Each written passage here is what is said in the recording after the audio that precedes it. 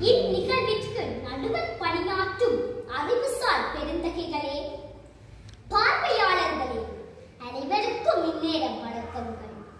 மகிழ்வாய் வாழ்வோம். சிறிய மனங்கள் வலுவான மதிப்புகள். மகிழ்வாய் வாழ்வோம் என்ற பாடலின் மதிப்புகளை அடிப்படையாக கொண்டு எனது கருத்து அமைகின்றது. யார் மனங்களையும் புண்படுத்தக் கூடாது. நல்லுறவோடு வாழ பழகுதல் வேண்டும். நட்புக்கு துரோகம் செய்தலாகாது.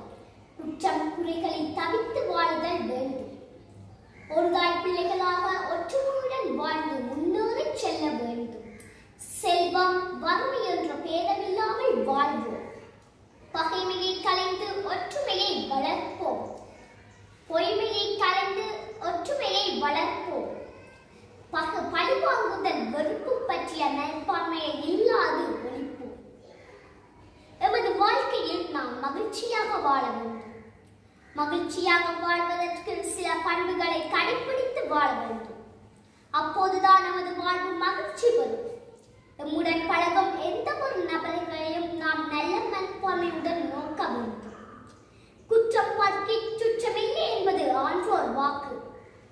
இவ்வாக்குக்கிணங்க நாம் வாழ வேண்டும். நல்லுறவோடு மற்றவர்களுடன் பழக வேண்டும். உள்ளொன்று வைத்து புறமொன்று பேசுவது நமக்கு அழகல்ல. நண்பர்கள் ஆயினும் சரி, பகைவர்கள் ஆயினும் சரி, அன்பு காட்டுவது நமது கடமை. நண்பர்களுக்காக தம் உயிரை கொடுப்பது மேலானது. நட்புக்கு துரோகம் செய்யாது உண்மை அன்புடன் வாழும். குற்றம் செய்வது மனித இயல்பு. இயற்றறிவு குற்றங்களுக்கான காரணங்களை தவிர்த்து வாழ்தல் வேண்டும். அப்போதுதான் நாம் சமூகத்திலே சிறந்த பிரஜைகளாக வாழலாம். கல்வி என்ற கடலிலே எதிர்நீச்சல் போட முடியும். கற்றல் என்ற துடுப்பை இறுக்கி பெற்றுக்கொள்ள முடியும். நமது இலக்கிலே வெற்றி காண முடியும்.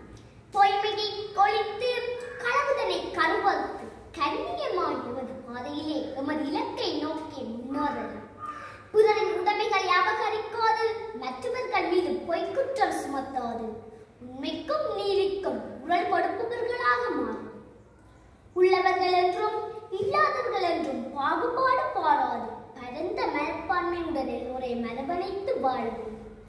அப்போதுதான் நம்முடைய வாழ்வு வளம் பெறும். மற்றவர்கள் மீது வெறுப்பு காட்டாது அன்பு மனமுடையவர்களாக செயற்படுவோம்.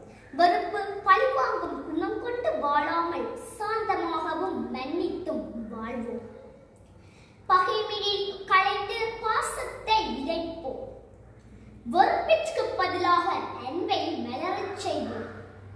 அப்போதுதான் நாம் மகிழ்வான உலகத்திலே மாண்புடன் வாழலாம்.